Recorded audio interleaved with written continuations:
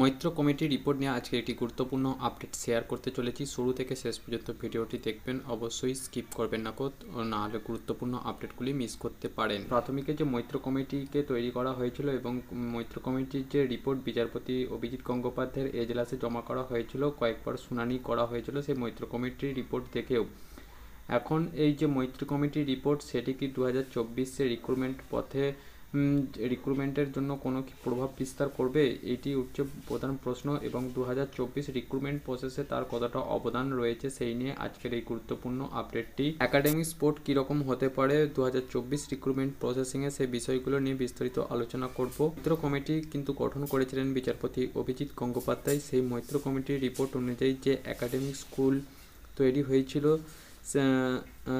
সেই মৈত্র কমিটি সেই স্কুলের কিন্তু প্রাথমিক শিক্ষা পর্ষদ মানতে পারেননি, যে তারা জানিয়েছিলেন যে এই প্যাটার্ন কিন্তু মানতে পারবে না।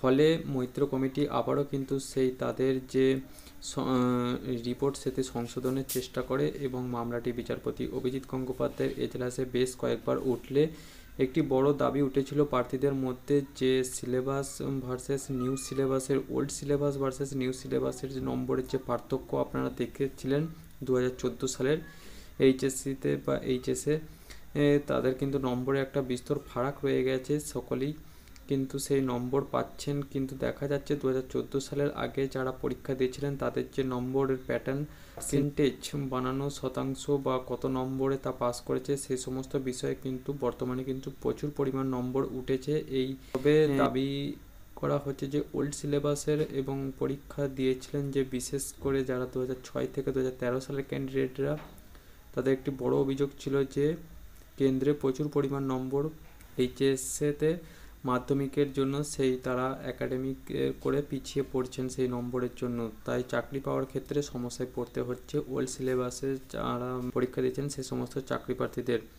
ফলে বিচারপতি অভিজিৎ গঙ্গোপাধ্যায় একটি কমিটি তৈরি করেছিলেন। সেই কমিটির রিপোর্ট অনুযায়ী প্যাটার্নে ভাগ করা হয়েছিল সেই তিনটি যে পরীক্ষার্থীরা ছিলেন পুরনো এবং নতুন সিলেবাসে, তাদেরকে নিয়ে 5 বছর অন্তর অন্তর কিন্তু সেই প্যাটার্নটিকে প্রাথমিক শিক্ষা পর্ষদ মানতে পারেননি। ফলে আবারও কিন্তু সংশোধন করার চেষ্টা করা হয় সেই রিপোর্ট, বিষয়টি সেখানেই রয়ে গেছে এবং মামলাগুলো বিচারপতি অভিজিৎ গঙ্গোপাধ্যায় দেখছিলেন। তবে এই যে মৈত্র কমিটির রিপোর্ট বিষয়টি কিন্তু একটু নতুন করে রিক্রুটমেন্ট প্রসেসে 2024 যে রিক্রুটমেন্ট প্রসেস আছে জারি হওয়ার ডকুমেন্ট এখানে পৌঁছেছে। মৈত্র কমিটির যে প্যাটার্নে একাডেমিক স্কুল কিন্তু চেঞ্জ হওয়ার একটা বিষয় দীর্ঘদিন ধরে উঠে যাচ্ছে। তবে 2024-এ 5385টি একাডেমিক স্কুল হবে কি না, বা একাডেমিক যে প্যাটার্ন এইচএসএতে 10 নম্বর রয়েছে ওল্ড সিলেবাস এবং নিউ সিলেবাসের ক্ষেত্রে কিন্তু নম্বরের প্যাটার্নটা একই থাকছে।